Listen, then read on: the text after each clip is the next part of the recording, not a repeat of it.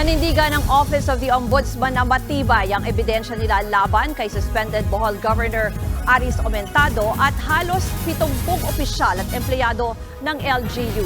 Malinaw daw kasing may kapabayaan kaya't naitayo ang mga resort at istruktura sa may Chocolate Hills. Nasa frontline ng balitang yan, si Mon Gualvez. Sa preventive suspension, sulod sa unom ka bulan. Kasamang ibang opisyal ng provincial government, personal na humarap sa mga empleyado ng Kapitolyo kahapon si Bohol Governor Aris Omentado para i-anunsyo ang pinato sa kanyang 6 na buwang suspensyon ng Office of the Ombudsman kaugnay sa investigasyon sa kontrobersyal na Captain's Peak Resort na itinayo sa may Chocolate Hills.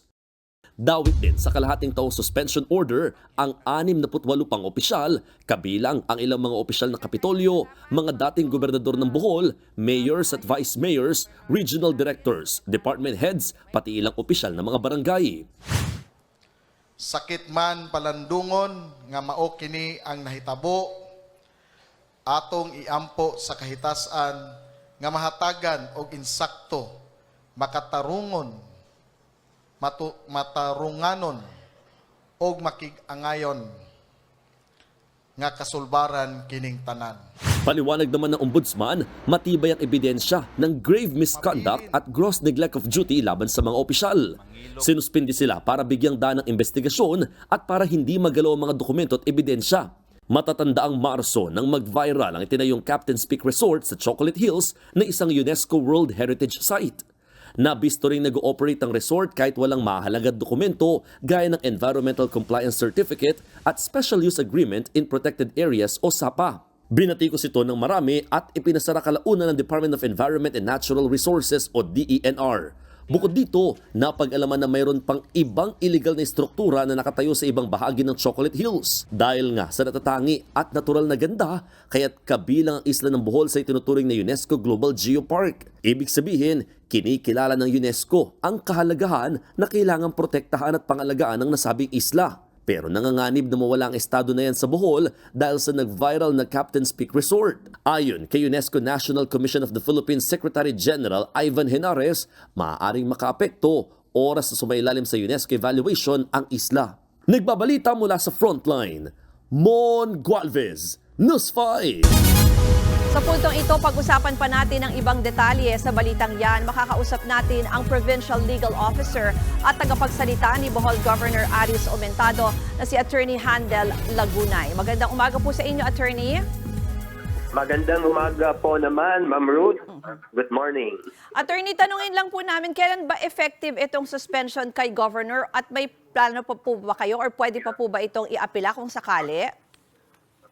Yes, as of yesterday, Governor Aris Omentado acknowledged receipt yung pong sa order ng Ombudsman sa preventive suspension. And in fact, sa ngayon, ang acting governor is si Vice Governor Victor Balite. So we plan to exercise our legal options, starting first with a motion for reconsideration po. Pwede ko po bang malaman yung magiging basehan po nitong inyong MR? Yes, we will lay down when itong Captain's Peak issue, yung resolution ng PAMBI started, hindi pa naman panahon yun ni Governor Aris as governor. At that time, congressman pa siya, and yung mga congressman, optional lang ang membership nila sa PAMBI.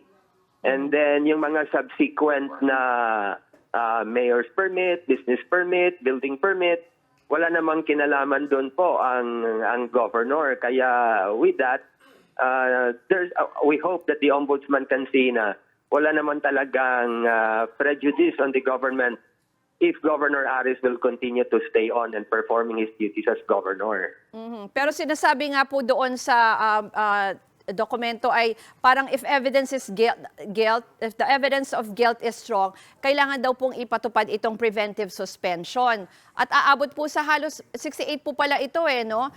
Yung ganung punto po ng ombudsman, ano po masasabi nyo dyan?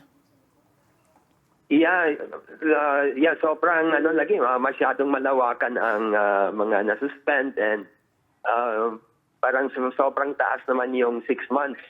So ano yung mga kinakailangan ng ombudsman, we will comply naman kung ano yung kinakailangan. But just to show na there's no reason na mag-preventive suspension pa. Kasi kung ano man yung ebidensya na dapat i-preserve, nandiyan naman, submitted naman.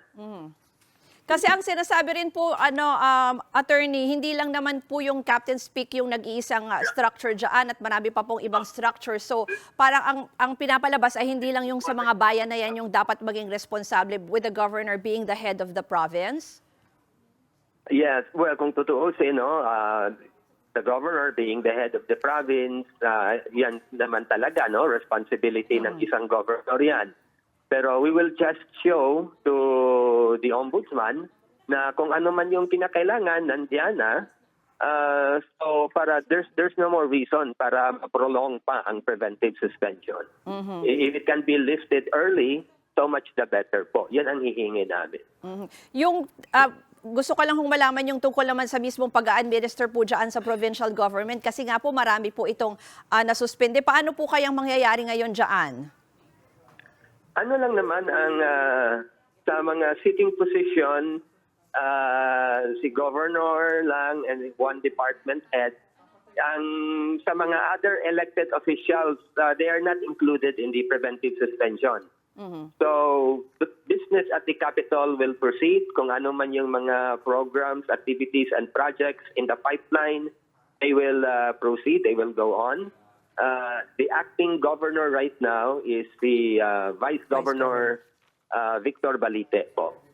Okay. Maraming pong salamat kay Attorney Handel Lagunay, ang legal officer ng Bohol at spokesperson ni Governor Aris Omentado. Mga kapatid, Lucy Cruz Valdez po, maging maalam at may pakialam sa mga napapanahong balita sa bansa. Tumutok at mag-subscribe sa News 5 social media pages.